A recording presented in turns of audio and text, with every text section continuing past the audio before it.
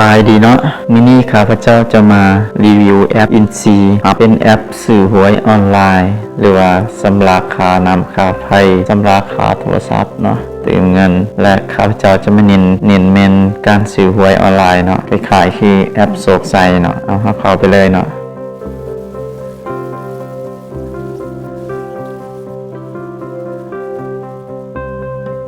เขามีแอปเลยนะแอปตัวนี้เนาะจะเป็นแอปสื่อหวยเนาะแล้วก็มี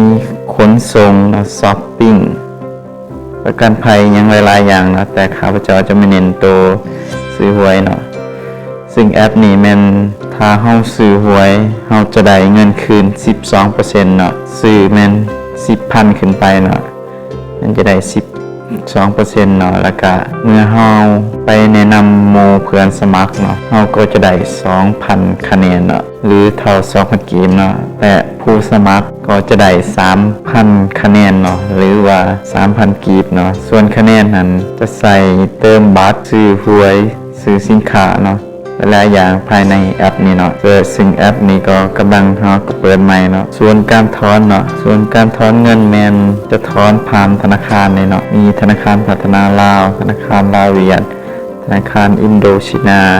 ธนาคารการค้าพยายามเสริมธนาคารรวมพัฒนาเนาะและการเติมคือกันเนาะก็จะเติมผ่านธนาคารจำนวนนี้เนาะ6 ธนาคารเนาะแต่ว่าปัจจุบันนี่แม่นบ่ทันถอนหรือว่าบ่ทันเติมได้เนาะเพราะว่าแอปเฮากำลังเปิดใหม่แต่ในอนาคตน่าจะไวๆนี้เนาะถึงจะเติมได้เนาะหรือว่าถอนเงินได้เนาะแล้วมาเบิ่งวิธีการสมัครกันเลยเนาะและท่านใดที่อยากสมัครหรือดาวน์โหลดแอปนี่เนาะสามารถโหลดได้ที่ App Store หรือ Play Store เนาะและข้าพเจ้าจะแปะลิงก์ไว้ด้านล่างของวิดีโอนี้เนาะแล้วเฮาไปเบิ่งวิธีการสมัครกันเลยเนาะเมื่อเฮาเข้ามาที่แอป Insi Hub เนาะให้เฮาคลิกสมัครสมาชิกก่อนเนาะเมื่อสมัครสมาชิกแล้วให้เฮาคลิกลงทะเบียนผ่านเบอร์โทรศัพท์เนาะกดยอมรับเนาะหรือเงื่อนไขนี่ใครอยากอ่านก็ได้บ่อ่านก็ได้เนาะแล้วใส่เบอร์โทรศัพท์เป็น20ใส่ไปเนาะแล้วมันจะส่งรหัส OTP ไปที่เบอร์โทรศัพท์ของเฮานะที่เฮาสมัครนะแล้วเฮาไปเบิ่งรหัส OTP เนาะรหัส OTP แม่นจำนวน6 หลักเนาะเมื่อป้อนรหัส OTP แล้วเนาะมันก็ให้เฮาป้อนรหัสผ่านเนาะก็ใส่ตามใจของไผมันเลยนะแต่ว่าแนะนำให้หลายๆตัวเนี่ยจำนวน8ตัวขึ้นเนาะแล้วมีตัวอักษรนำเนาะแล้วกดยืนยันการลงทะเบียนเนาะหน้าที่นี้ก็สำเร็จการลงทะเบียนแล้วมันจะกลับมาอยู่หน้าเดิมเนาะในห้องก็ลองเข้าไปนะ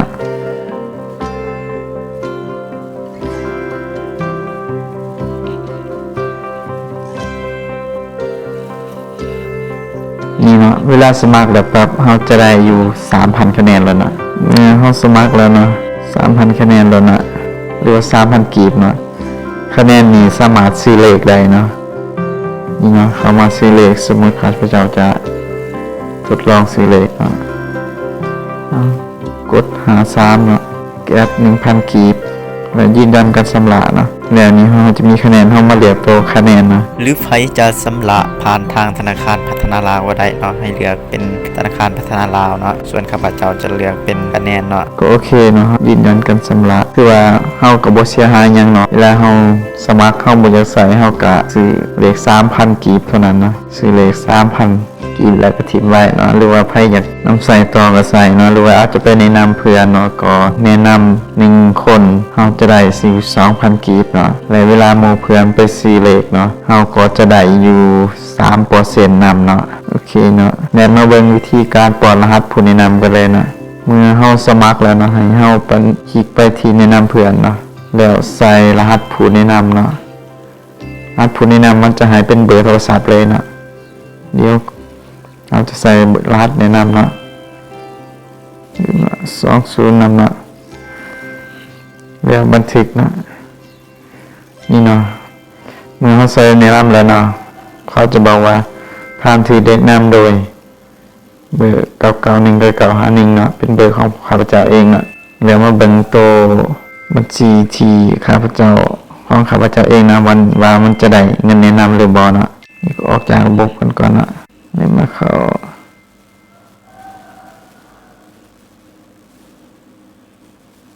นี่เนาะถือว่าแนะนำแล้วถือว่าข้าพเจ้าจะมีแต้มสะสมอยู่ 7,000 คะแนนเนาะแนะนำไปแล้ว2คนเนาะแล้วมาเบิ่งการธุรกรรมเนาะนี่เนาะข้าพเจ้าแนะนำไปแล้ว2คนแล้วข้าพเจ้าก็ได้อยู่ 4,000 เนาะและสมัครก็จะได้อยู่ 3,000 คะแนนเนาะย้ำอีกเนาะแอปนี้เป็นแอปถือว่าดีเนาะคล้ายๆคือแอปโศกไซเนาะแล้วซื้อเลขก็ได้แล้วแถมยังได้เงินคืนฮอด 12% เนาะแล้วเฮาไปแนะนำหมู่เพื่อนก็จะได้อยู่ 2,000 คะแนนหรือ 2,000 กีบและเวลาหมู่เพื่อนซื้อหวยหรือว่าชำระค่าสินค้าต่างๆเนาะเฮาก็จะได้อยู่ 3% เนาะมาวันนี้ก็ขอขอบใจเนาะทุกท่านที่รับชมถ้าท่านใดบ่เข้าใจหยังก็สามารถคอมเมนต์ใต้คลิปนี้ได้เลยเนาะและข้าพเจ้าจะมาอธิบายให้คืนเนาะและส่วนการถอนเงินเนาะเป็นการถอนเงินหรือเติมเงินเนาะถ้าว่าทางแอปเขาเจ้าเปิดให้ถอนมือใดหรือว่าให้เติมมือใดแล้วข้าพเจ้าจะมารีวิวอีกทีเนาะขอขอบใจ